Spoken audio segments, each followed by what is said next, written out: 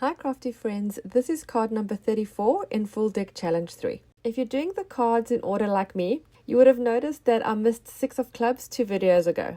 So I'm doing it today, and after today we'll be back in order. My carryover item from last week is going to be the gold. I used the gold leaf last week. I'm bringing in some elements of gold in today's card. And then I have my 2 postage stamps. They're pretty plain. They're a turquoise and a pink. They're matching some of the colors that I've chosen for today's card. Now today's prompt was happy scraps. If you don't know what those are, I'm going to show you. I have done these in past videos and they were inspired by Louise Heinzel. I will put a link to her video in the description box below. First, you're going to need a whole lot of scraps. So scrap papers that you would normally, I suppose, throw out if you weren't going to use them in your project. And then you need some sort of container. You can use an old shoebox. I have an ice cream tub. The container should be a little bit deep. And then your strips can be colored or plain. Mine are mainly neutral colors. I do have a couple of strips that I've got some pink on from another project that I had done. It really doesn't matter. I do find the plainer the paper, the nicer the scraps come out because you can see the colors. So you're going to place all your scraps into your container. You can see my container has got all the old paint in because I've obviously done this before. And then you're going to need some color. You're going to need items in a liquid form. So I've got some Distress Oxide ink spray. I've got a few different ones so I can show you how all of it will work. And then just pick the colors that you like. I also have some acrylic inks. I'm loving this bright pink at the moment. I also have some acrylic paint. We're going to water that down. I'll show you. And then I also have my watercolor powders. These will activate with water. And then for my gold, I have an acrylic paint and a watercolor pan. And I have a set of watercolors. I'll show you that all of these can be used. So we're going to have some fun now and add a whole lot of color to our little paper soup. I always start with the lightest color first. Now these are sprays. I'm going to do a little bit of spraying later, but I'm actually going to use it directly from the bottle and drip it and splash it into my little bucket of papers. Now there's no right way of doing this. Just splash the color into your little bucket of papers. After a few splashes, shake it around. You can also stir it with your hand or you can stir it with a paintbrush or a stick. And we're just going to add color and stir and mix. Add color and stir and mix. You can stick to a color theme if you like, or you can do every color that you have. For these more intense colors like the purple, I am going to spray also a little bit of water just to help dilute that color and spread it out a bit more. I know that this looks a little crazy to some, but all I can say is trust the process. I'm now going in with the watercolor powders. They're quite intense, so you just need a few little sprinkles when you spray the water and then that color just spreads out so beautifully. So I'm just using the back of a paintbrush to stir mine, or I shake the box.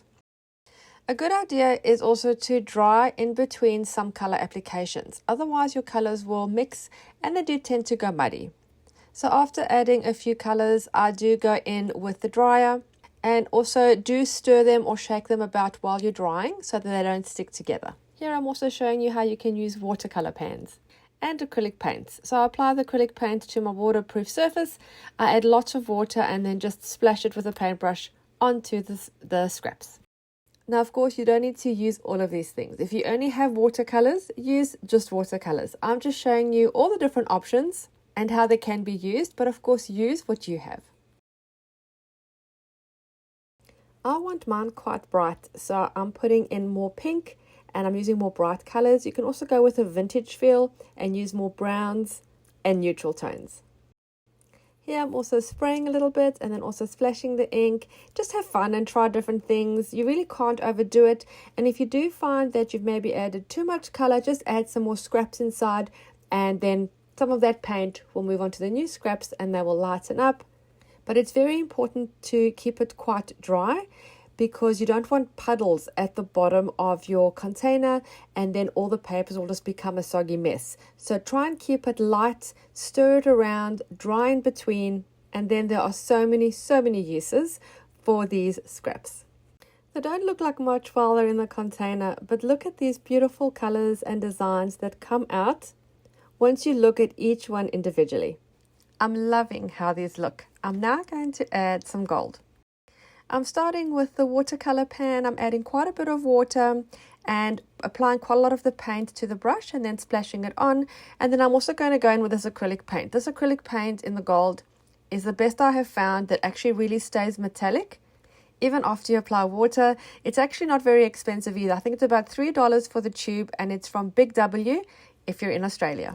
And then while I was doing this, I had a thought, and I was going to try something new, and I wasn't sure if it was going to work. So what I'm going to do is I'm going to water down some Mod Podge, which is my adhesive, and I'm going to sprinkle that into the container. And then I'm going to throw in some gold leaf and shake it all about and see if some of the gold leaf is actually going to stick to the adhesive, and just see how we go. It might stick, it might not, and I like to experiment, and I thought it would look good if it did manage to stick. So let's just see if that's going to work. The prompt for next week is letters of the alphabet. I won't really know until it's dry, so I'm just going to give it a dry, and then once I'm actually taking out each individual strip, I'll be able to see if it's actually even worked. The last two things that I like to add to my happy scraps is black and white splatter. So I've got my white acrylic ink, which is the color titanium white, and I'm putting some of that on, and then also my watered down black acrylic paint. This you'll see now, it makes such a big difference. It adds a pop of contrast, and it really brings these happy scraps to life.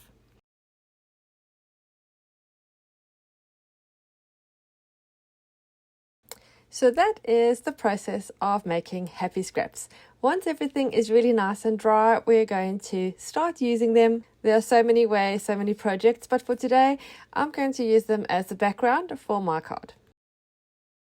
I love looking at each one. You can check both sides because you can use either side, and I love just seeing all the patterns created. And what I love most is that each one is totally unique and you could never replicate it. And I'm happy to say that the gold has stuck down, so I do have bits of gold leaf, which really adds some drama to it. And I think my little stamps match pretty well with the colors.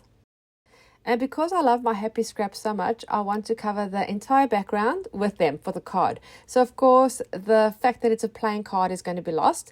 So I'm going to bring in a little mini 6 of clubs to put as part of my focal point, which will then tell you it's part of the full deck challenge. I know it's breaking my rule of keeping a corner open, but I want to just cover the whole background with these beautiful, colorful pieces. I'm applying them with Mod Podge, and I'm putting the strips across, slightly overlapping each other, and it makes for a really beautiful mini collage.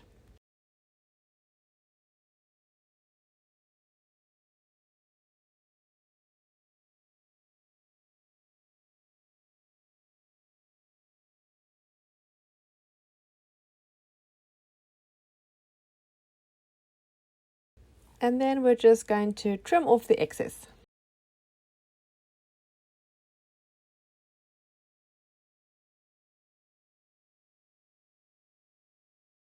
I'm going to keep my focal point pretty simple. I'm going to off-center the mini playing card and put a stamp on each side. The background is busy enough. I don't think we need too much going on with the focal point.